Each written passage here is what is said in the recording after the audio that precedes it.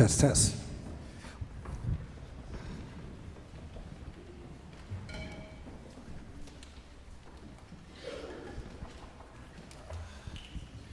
Let me first say, good evening, everyone. I say good evening, everyone. Thank you, thank you. Hello, everyone. My name is Sam Rowley, and I am proudly serving as the Director of Bands, as well as the newly named Chair of the Department of Music here at Palm Beach Atlantic University. Thank you.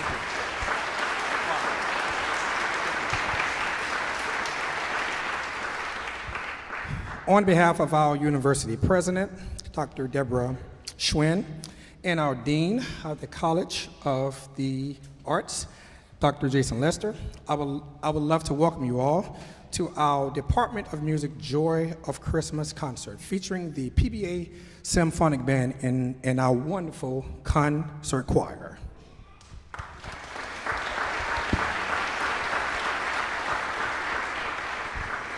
Good evening. I have to tell you that several months ago when we were discussing the event and planning it, I knew it would be here. This happens to be my home church, and I love this place. And I love it even more when it's full of wonderful, happy people coming to hear wonderful music. So thank you for joining us tonight. It means more than you know. As the band gets ready to start here, they're going to start the evening with a beautiful piece called the Seal Lullaby. And it is by one of the modern choral masters, Eric Whitacre. What most people don't know is it's a Kipling poem, but the Seal Lullaby was actually written by Eric Whitacre for a Disney movie that never actually happened. So it went on, it's been done by bands, it's been done by choirs, it's been done combined, but you'll hear it tonight as the first selection by our concert band. Thank you again for being here tonight. My name is Sonia Santiago, and I'm the Director of Choral Activities here at Palm Beach Atlantic University. Thank you for being here.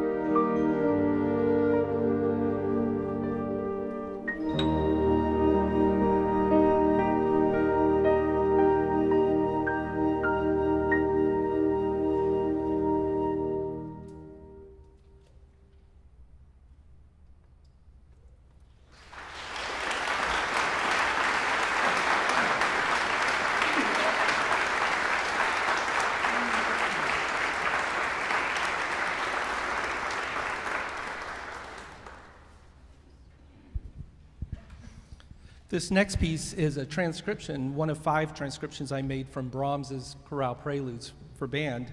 Johannes Brahms was something of a musical historian, especially late in his life. His music reflected his interest in the roots of Germanic music. After he died, these manuscripts were found on his desk for 11 chorale preludes for organ. These settings of Lutheran chorale melodies were modeled on the work of J.S. Bach and others. In some cases, he took it a step further back, referencing the pre-Lutheran origins of the tunes themselves. Like Bach, Brahms employed different techniques for each chorale setting, making each one unique.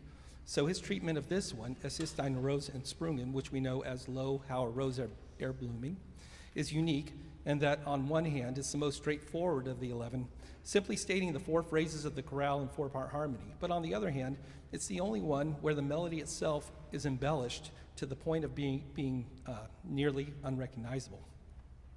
I like to tell students that Brahms' music is often like classical architecture, grown over by meandering vines of romanticism. It's a good way to think about this setting in which the melody is embellished with constantly undulating neighbor tones like flowering vines. Brahms used the technique to create a musical version of the metaphor of the text, a new flower blooming from a tender stem that's part of an ancient vine, which in the German text refers to the Virgin Mary, who was from the lineage of King David.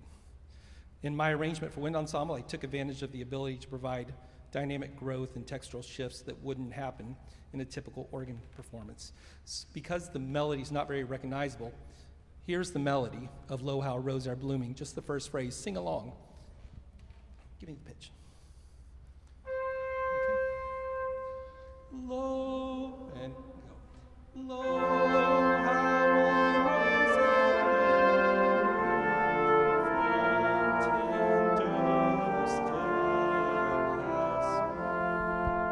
So you know it, right? Most of you know it? Good.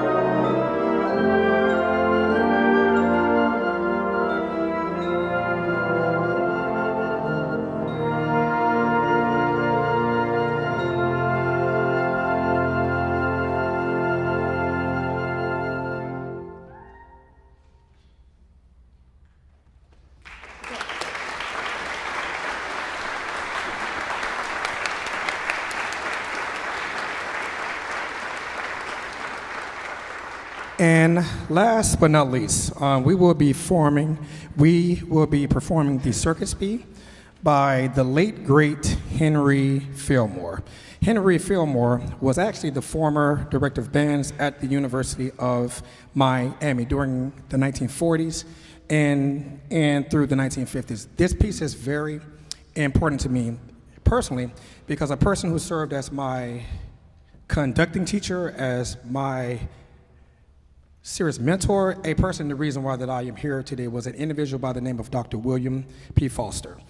So for all of you guys who don't have a lot of background information about me, I am a proud graduate of Florida A&M University, located in Tallahassee. And Dr. William P. Foster was actually the founding director of the FAMU Marching Band.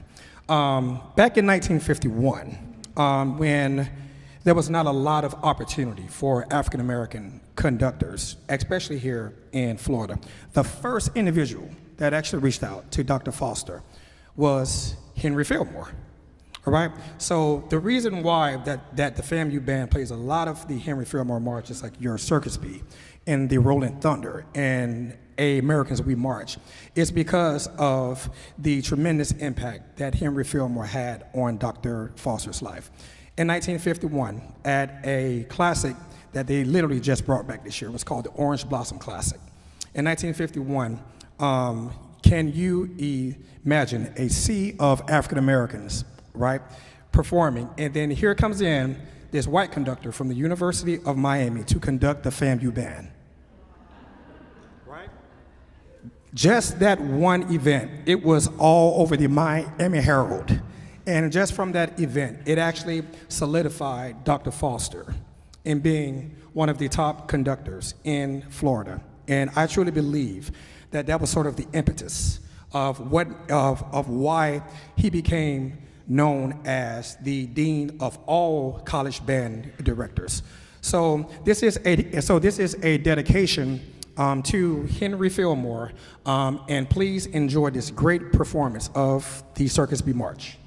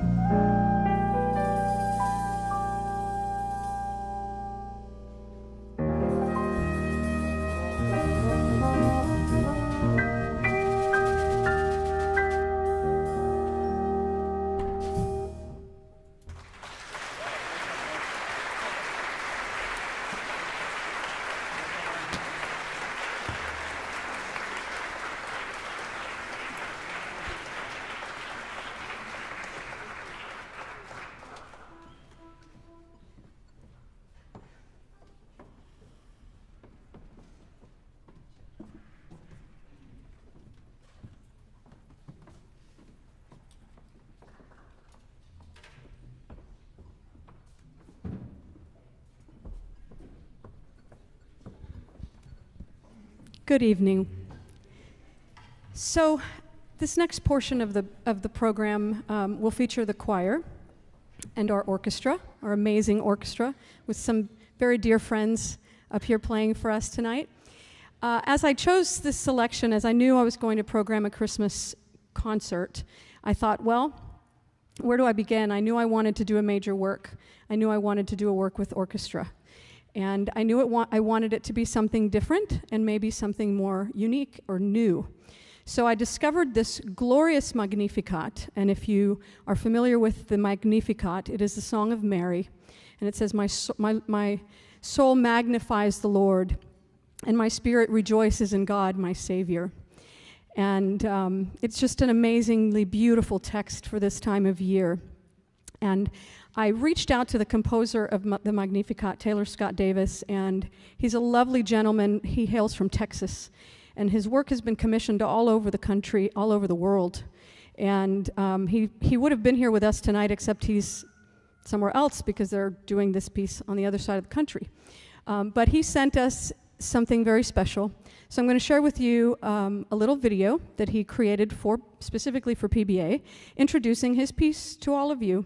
And after that, we will perform it for you, and I hope you enjoy it. I thank you again for being here tonight, and I think you're in for a real treat. So if we can roll the video introduction. Thank you again. Hi, Florida friends. My name is Taylor Davis. I wrote the Magnificat that you are about to hear. And thanks to Sonia for programming the work. She also asked me if I would make a little video to give some behind-the-scenes info. The commission was at the behest of a woman in New Mexico who wanted to see and hear more stories of the women in the Bible come to life.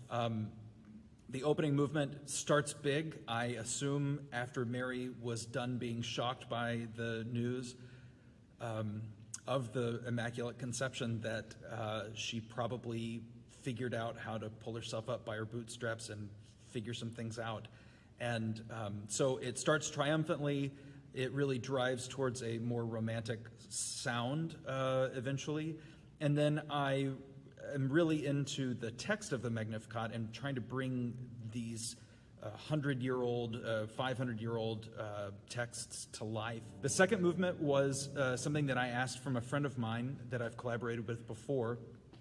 He is a professor at Baylor University, and he and I agree theologically so much, and I just thought having his fingerprints on this would help bring something that was hundreds of years old into the 21st century. And less than 24 hours later, he sent me the text, and I didn't amend a thing. It's exactly as he sent it to me. I just think it's beautiful. In movement 3, it gets really dark because the text then begins to talk about judgment from God. The next movement, the Deposuit movement, movement number 4, takes those same 16th notes, but instead of making them minor, I made them major, and instead of it being a solo, it's an entire section. So the 16th notes now sound far happier than they did in the last movement. And that's because I think the text takes a turn for a much brighter and more promising future for future generations. And then finally, the last movement really celebrates that. The Gloria Patri is just a mammoth celebration of the recognition of the Trinity, the Father, the Son, the Holy Spirit, and sings about world without end. So the end of the piece harkens back to the opening movement, and you'll hear in the end the Amen section sounds very much like the Magnificat sounds at the beginning. And then off to the end we go, and it's a slam-bang finish from there. Anyway, I hope that was of some interest to you, and I hope it maybe enhances your experience a little bit as you listen to this. And I can't thank you enough for doing this piece.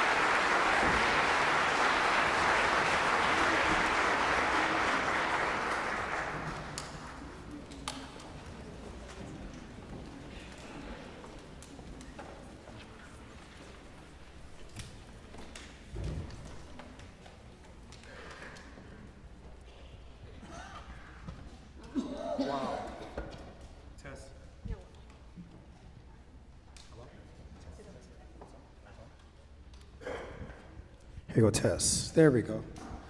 Wow. Wasn't that an outstanding performance?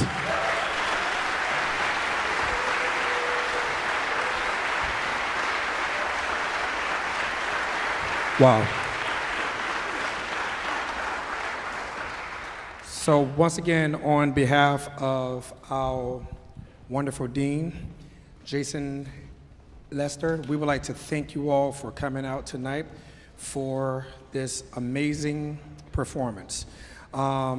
Before I really get down into our true thank yous with all of the individuals who actually made this wonderful event a tremendous success, I would like to really thank our Dean, Jason Lester. When I was first hired this summer and we started to meet early, and if anyone knows our Dean, he definitely loves to meet. All right, and one of the first events that he actually mentioned to me is, Sam, I actually have this tremendous vision of creating a Christmas performance. And I had no idea. I wasn't even in West Palm Beach yet, all right? But one of the things, and immediately from the time that I was hired, one of the first individuals that came up to me was Professor Sonia Santiago. And this was actually one of the first conversations that we actually had. Was like, how can we make this event a tremendous success? And we've been working on it since our hire way back in August. So this event would not have been possible without the tremendous vision of our leader and our dean, Jason Lester.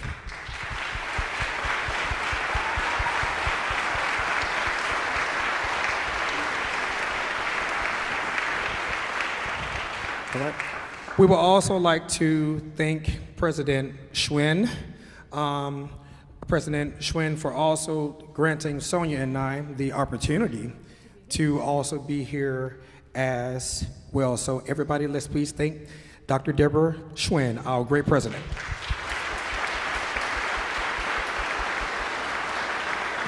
And actually, we actually have our provost here tonight. Provost Randy Richards. Can you please stand up, Provost Randy Richards? Right? He was a very important person in ensuring that both Sonia and I are also here today. So we are forever thankful for you giving us this opportunity, Randy.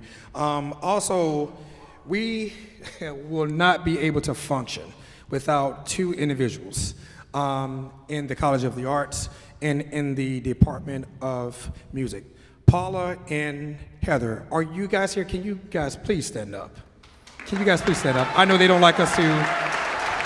Can you all please stand up? I mean, really, if there is anything or if any questions that we ever need, and they have seen us days when we are very frustrated, they have seen us days when we are very happy, and they are the most God-loving people that you can ever meet. And in this situation where we are pretty much trying to produce the highest level of music performance, we are so grateful to have those two offering great administrative support to the College of the Arts. So thanks again, Paula and Heather. Also, I am very lucky. I am a very lucky man because when I was hired, one of the questions that I had was like, how would it look, this brand new person coming in? And I was very nervous. I was extremely nervous at first. But from the moment that I stepped foot on the campus, I have been surrounded by nothing but supportive and very loving colleagues within the Department of Music as well. Dr. Timothy Thompson in the back, who you guys actually heard a tremendous composition from him today.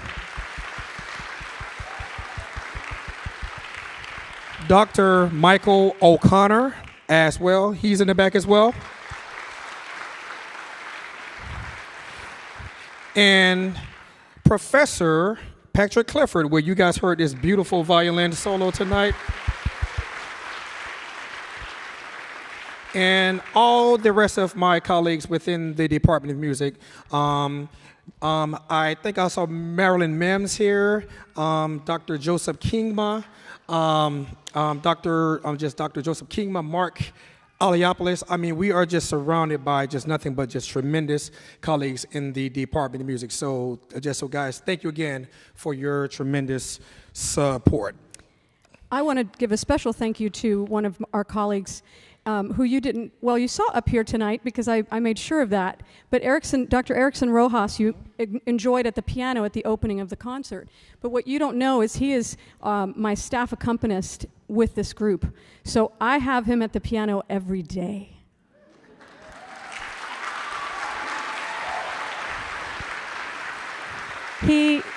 He was absolutely an integral part of our preparation on this music. So I'm very thankful for Erickson and his service to our organization and to all of our choirs because he's in 2 classes with us. I see him every day, twice. He's amazing, and I'm very thankful for him. I also want to thank the staff of First Presbyterian of North Palm Beach. They have been amazing at accommodating us. Pastor Jared Ayers, Gail Kokenauer, who works in the office, and I cannot leave out Jay Arn, who's the director of music here, and a dear friend of mine. Jay, I know you're here somewhere. I could not do what I did here tonight without the support of the amazing staff here at this church. It's a beautiful space, and it accommodated exactly what we wanted to accomplish tonight. So I thank the staff for their support, for hosting us.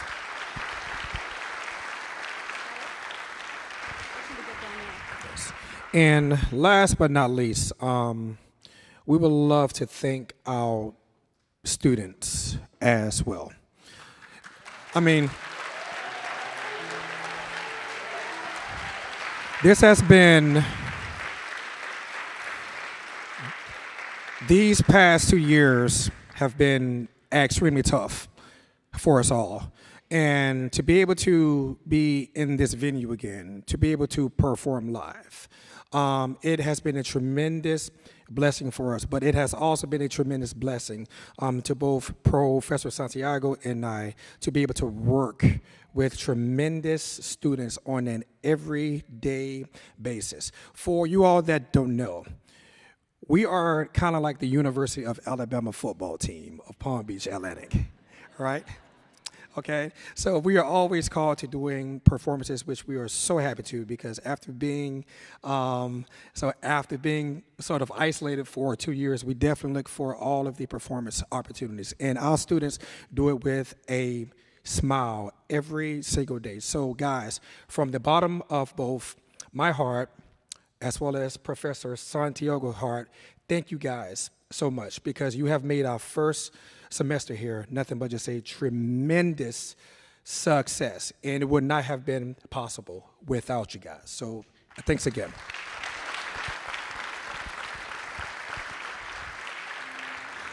We're going to leave you with one more selection that is very near and dear to my heart, because I grew up in school just like they did, and we ended every concert with this. So enjoy, have a Merry Christmas, and thank you for coming.